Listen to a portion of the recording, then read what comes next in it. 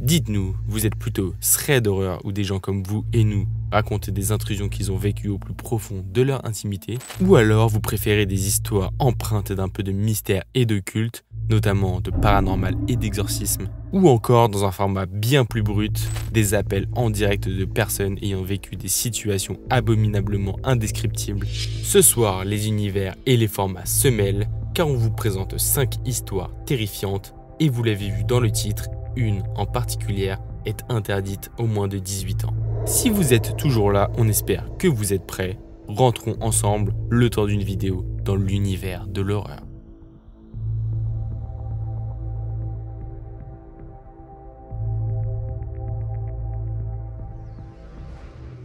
Pour cette première histoire, Emily nous partage un récit qui lui est arrivé quand elle avait 16 ans. Alors accrochez-vous parce que vous allez voir, c'est assez intense. À l'époque, elle vit avec sa mère, son frère et sa sœur. Il faut également savoir qu'elle est en couple avec un certain Florent qui est dans le même lycée qu'elle. Et tout commence justement lorsque ce fameux Florent lui présente son ami à lui, Brice, lors d'un match de foot. Rien de particulier à signaler, à ce moment-là il n'a pas l'air vraiment bizarre, et en plus de ça c'est un ami de son copain, donc vraiment rien d'étrange. Mais les choses deviennent légèrement bizarres quelques jours plus tard alors que Emily reçoit une invitation sur MSN, donc oui c'est assez à l'ancienne. Et cette invitation, elle vient de Brice. Au début, il commence à parler de manière complètement banale, il lui demande comment elle va, ce genre de questions vraiment classiques. Et franchement, il n'y a aucune ambiguïté, il paraît tout à fait normal et leur conversation va même continuer sur quelques jours. Mais au bout d'un moment, Brice commence à avoir une attitude étrange. Il devient de plus en plus intrusif et se met même à donner des détails déconcertants sur la vie de Emily.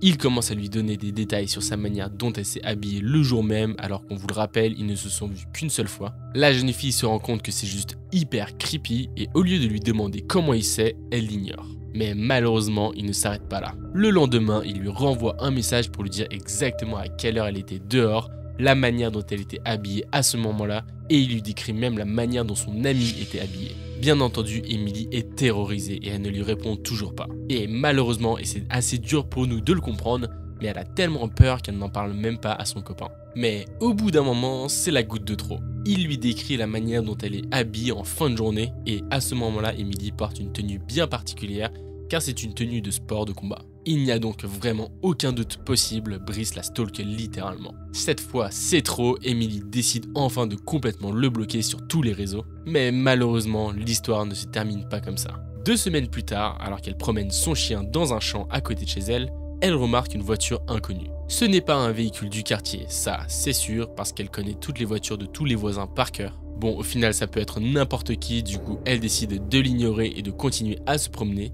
mais au bout d'un moment, elle entend le moteur s'allumer. Première chose bizarre, elle n'avait vu personne y entrer, ce qui veut dire que depuis tout le temps où elle a remarqué la voiture, il y avait quelqu'un dedans. Son instinct se réveille, elle le sait. Quelque chose ne va pas. Sans réfléchir et sans même se retourner, Emily se met à courir et se cache dans les hautes herbes les plus proches avec son chien. Et c'est à ce moment exact que la voiture se met à accélérer dans leur direction, puis freine brusquement. Les portes s'ouvrent et 3 hommes débarquent de la voiture. Aucun doute possible, ils cherchent forcément Emily. Heureusement, elle a tout de même réussi à se cacher et elle est pile poil dans un endroit où les 3 hommes ne peuvent pas la voir. Mais elle peut. Et en regardant un petit peu plus attentivement, elle remarque un détail qui amplifie l'horreur de la situation. L'un des hommes est le fameux Brice qu'elle a rencontré quelques temps plus tôt. Emily est terrorisée, elle essaye de faire le moins de bruit possible alors qu'elle voit les hommes scruter les environs et fouiller les herbes. À ce moment-là, Emily a vraiment l'impression de vivre un film d'horreur. Mais heureusement, finalement, après quelques minutes qui lui semblent être une éternité, les 3 hommes semblent se lasser de chercher et repartent vers leur voiture. Une fois dedans, ils redémarrent leur voiture et s'en vont dans l'obscurité de la nuit. Une fois sûre d'être en sécurité, Emily rentre chez elle complètement terrifiée. La première chose qu'elle nous dit avoir fait après cette rencontre, c'est d'avoir acheté un couteau papillon avec son argent de poche histoire d'être plus prudente. Et le plus bizarre dans toute cette histoire, c'est qu'après en avoir finalement parlé à son copain, celui-ci va le défendre. Il va dire à Emily que ce n'est certainement pas Brice, qu'elle s'est sûrement trompée, etc. Et finalement, après tout ça, Emily va décider de se séparer de Florent, ce qu'on peut tout à fait comprendre. Aujourd'hui, Emily nous dit ne pas vraiment avoir de séquelles de cette histoire, même si au final elle nous précise quand même qu'elle n'oubliera jamais cette séquence de sa vie.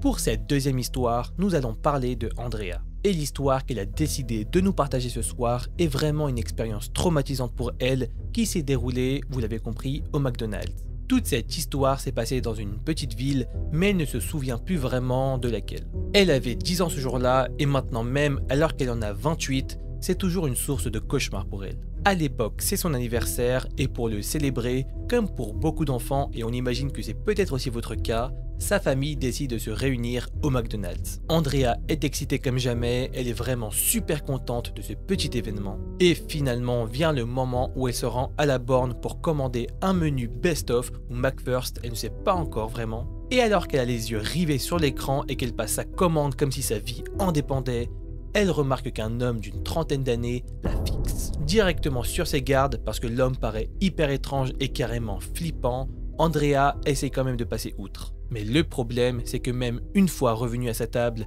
l'homme continue de la fixer. Andrea, de plus en plus mal à l'aise, se rend compte que ce n'est pas normal et que l'homme insiste trop. Elle commence donc à en parler à sa mère, mais celle-ci ne la prend pas vraiment au sérieux et lui dit que c'est rien. Elle lui dit notamment que ce n'est que son imagination et qu'elle se fait carrément des idées. Le problème, c'est qu'à chaque fois que sa mère essaye de regarder en direction de l'homme, celui-ci détourne le regard.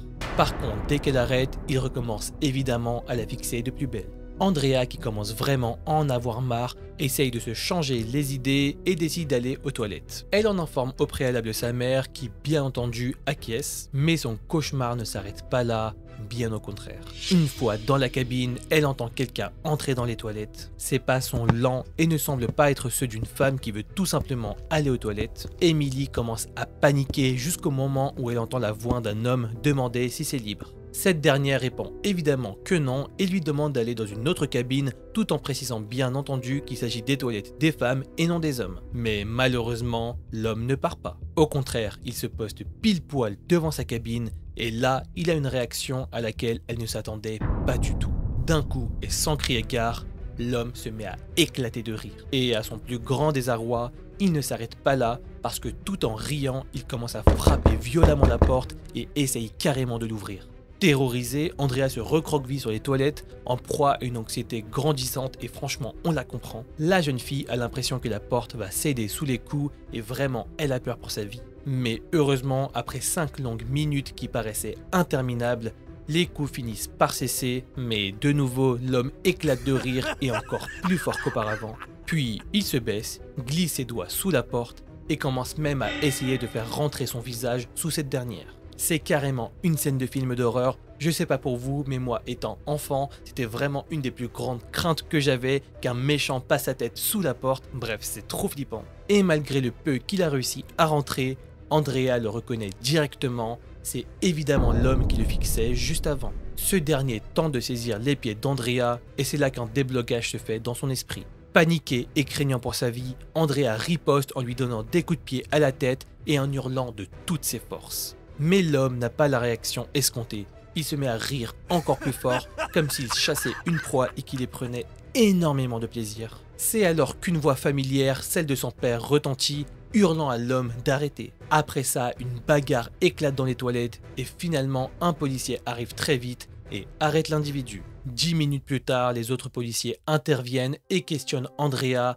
encore traumatisée sur les événements qu'elle vient de vivre. Elle se met donc à expliquer à la police toute l'horreur de la situation. Et ce n'est que quelques jours après qu'Andrea et sa famille reçoivent des nouvelles.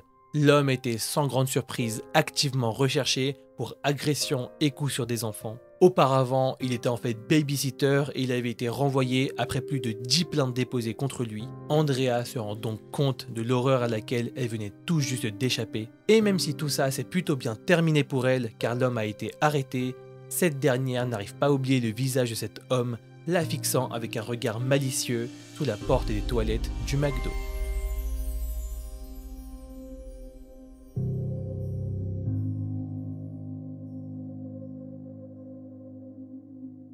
Cette dernière histoire est celle de Laura, une jeune fille de 12 ans habitant en Normandie. Première chose qu'il faut savoir, c'est qu'elle habite dans un quartier qui est vraiment hyper tranquille. Clairement, il n'y a quasiment jamais de cambriolage, ce qui, il faut l'avouer, est plutôt agréable. Mais bref, revenons-en à cette fameuse journée alors que Laura rentre plutôt du collège parce qu'elle se sent mal. Son père est au travail et sa mère, souffrant d'une méga grippe, se repose dans sa chambre. Et une fois rentrée, Laura s'ennuie. Elle ne sait pas vraiment quoi faire, il n'y a aucun bruit dans la maison et le calme qui règne est presque oppressant pour elle. Elle décide donc d'allumer son PC et elle s'installe tranquillement, casque sur les oreilles pour regarder ses meilleures vidéos YouTube. Et comme on vous l'a dit, la maison est hyper calme, mais soudain des bruits étranges émanent du salon, des bruits de déplacement d'objets. Laura nous précise quand même que l'isolation de la maison est vraiment mauvaise et donc c'est à peu près normal d'entendre tout ce qui se passe dans la maison. Et la première chose que Laura se dit, c'est tout naturellement que c'est sûrement sa mère qui s'est réveillée. Elle jette donc un petit œil dans le couloir, mais là les bruits cessent brusquement. Bref, sans trop faire gaffe, elle retourne à son PC, essayant de ne pas y prêter trop d'attention et se disant comme souvent qu'elle se fait des films. Plus tard, alors qu'elle ressent le besoin d'aller aux toilettes, elle remarque quelque chose d'anormal. La porte en face de la sienne, notamment fermée lorsque son père est au travail, est ouverte, avec la fenêtre à l'intérieur également entrouverte. Il s'agit du bureau de son père et clairement il n'aurait jamais oublié de la fermer, surtout lorsqu'il travaille. Laura, curieuse et un petit peu inquiète, entre dans la pièce, refermant la porte derrière elle par habitude, mais là son regard se fige en découvrant une femme cagoulée, apparemment plus âgée à en juger par les rides visibles sous son masque. Et là, cette fameuse dame lui dit d'un ton complètement naturel et placide: « Ne t'inquiète pas, ne stresse pas, je suis de la police, il y a quelqu'un qui a essayé de rentrer dans ta maison. Mais je suis là, reste à l'intérieur, tout va bien se passer, je m'en occupe. » Vous l'avez donc compris, la dame se présente comme faisant partie de la police, rassurant Laura en lui expliquant qu'il y a eu une tentative d'intrusion et qu'elle est là pour tout régler. Elle lui ordonne de rester à l'intérieur, assurant que tout sera pris en charge. Mais tout de même, malgré son jeune âge, Laura se rend compte que quelque chose cloche. Complètement perdue et apeurée, elle sort de la pièce sans réfléchir, comme par pur réflexe. Derrière elle, elle entend des bruits confus et Laura se retourne et voit la dame escalader la fenêtre pour s'échapper. Prise de panique et commençant à comprendre l'ampleur de la situation, elle hurle de toutes ses forces en appelant à l'aide. Sa mère arrive et Laura explique précipitamment la situation entre deux sanglots. Sa mère appelle directement le père et le frère de Laura qui reviennent rapidement. Ensemble, ils mènent une rapide inspection de la maison et se rendent vite compte qu'absolument aucun objet n'a été volé. Depuis cet incident, Laura n'a jamais revu la vieille dame, mais le traumatisme persiste. Elle ne peut plus rester seule dans une maison et se pose encore aujourd'hui toute plein de questions. Qui était cette dame? Pourquoi elle n'a rien volé? Est-ce que son but n'était finalement pas plus obscur en tentant de kidnapper Laura? Des interrogations qui ne trouveront probablement jamais de réponse. Dans son esprit, cet épisode résonne comme un mélange d'angoisse et de mystère, laissant une empreinte indélébile dans sa mémoire.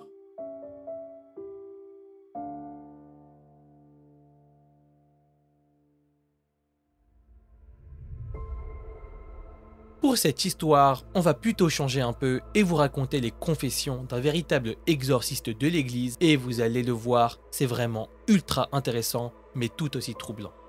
Au début, j'avais vraiment peur. Je ne cessais de regarder derrière moi et je voyais des démons partout. Le père Juan José Gallego est l'exorciste de l'archidiocèse de Barcelone en Espagne et il a récemment accepté de répondre aux questions d'un journal racontant son expérience de prêtre exorciste. Il faut savoir qu'il possède un doctorat en théologie et un diplôme de philosophie et qu'il exerce la fonction d'exorciste depuis 9 ans. Et il avoue qu'au début, il avait vraiment peur. D'ailleurs, il n'était pas le seul, car quand il a annoncé ses nouvelles fonctions à sa famille, ses parents se sont énormément inquiétés en prenant notamment comme exemple le film Exorciste en disant que ça allait mal tourner, etc. Aujourd'hui, avec l'expérience, il est quand même beaucoup moins effrayé, même si dans certaines occasions, il lui arrive encore de frémir. Dernièrement encore, je faisais un exorcisme et je disais « Je t'ordonne, je t'ordonne !» Et le malin, avec une voix terrible, m'a interpellé. « Gallego, tu en fais trop !» J'ai frissonné. Chaque jour, du lundi au vendredi, il reçoit 5 personnes dont la moitié sont atteintes de troubles psychologiques. Par contre, selon lui, chez les autres, la présence du diable se devine à certains signes. Souvent, les possédés se mettent brusquement à parler des langues étrangères qu'ils n'ont jamais apprises, ils montrent une force surhumaine, ils blasphèment vulgairement, font des prédictions qui se révèlent exactes, racontent des choses qu'ils voient à distance, etc., des symptômes dont on a souvent parlé sur la chaîne. Le prêtre se souvient d'un certain cas où les démons proposaient de mettre fin au harcèlement de leurs victimes sous certaines conditions démoniaques. Si tu passes un pacte avec nous, tu n'auras plus à supporter tout ce que tu traverses maintenant. Lors des exorcismes, Le diable s'adresse à lui en différentes langues, rit souvent de manière sarcastique, éteint les lumières et les rallume selon son bon vouloir, et fait disparaître et apparaître des choses au moment où on s'y attend le moins, etc. Mais malgré toutes les manifestations dont il est témoin, le père Gallego s'efforce de ne pas toujours y croire, et d'après lui, il garde à l'esprit qu'il ne pourra jamais avoir la certitude absolue que quelqu'un est véritablement possédé. Mais après avoir dit tout ça, le cas le plus impressionnant qu'il ait connu serait celui d'une dame équatorienne qui perdait connaissance dès qu'elle voyait un symbole religieux. Je suis arrivé en retard au rendez-vous. Lorsque je l'ai vue, elle était sur le sol, complètement inconsciente. Elle était tombée à la porte d'un couvent et elle avait un bébé de 3 ans dans les bras. Je suis venu ici, dans mon bureau, j'ai pris de l'eau bénite, j'ai mis l'étole et elle a rampé sur le sol comme un serpent. Nous lui jetions de l'eau bénite et la femme se tordait. L'eau la brûlait. Le garçon a tenté de s'approcher de sa mère, mais elle a voulu l'attaquer et nous avons dû prendre l'enfant. Alors, elle s'est retournée contre moi. Malgré tout ça, selon le père, depuis le début de la crise économique européenne, la détresse les poussant souvent vers l'alcool ou la drogue, de plus en plus de gens se sentent possédés alors qu'ils ne sont tout simplement pas. Cependant, le père déclare que la plus grande satisfaction du diable est toujours de faire croire qu'il n'existe pas. Et vous, qu'en pensez-vous ?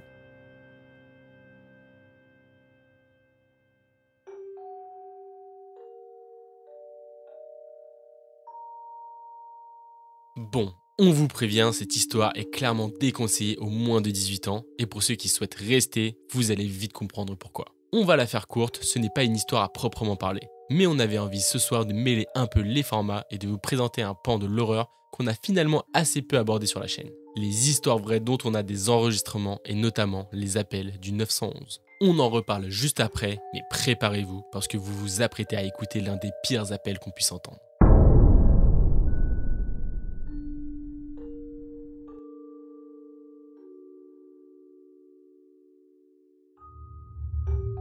For 911, where's your emergency? This is Sandy. 231 Rock Crimin Road. What's the Send the problem? police. Send the police. What's the problem there? The chip killed my friend. What's the problem with your friend? Oh, please. What's the problem with your friend? I need to know. Send the police up with a gun. With a gun. Hurry Who up. has a gun? Please hurry up. He's killing my girlfriend. What is the problem? He's killing my friend. Who's killing your friend? My chimpanzee. Oh, your chimpanzee is killing your friend.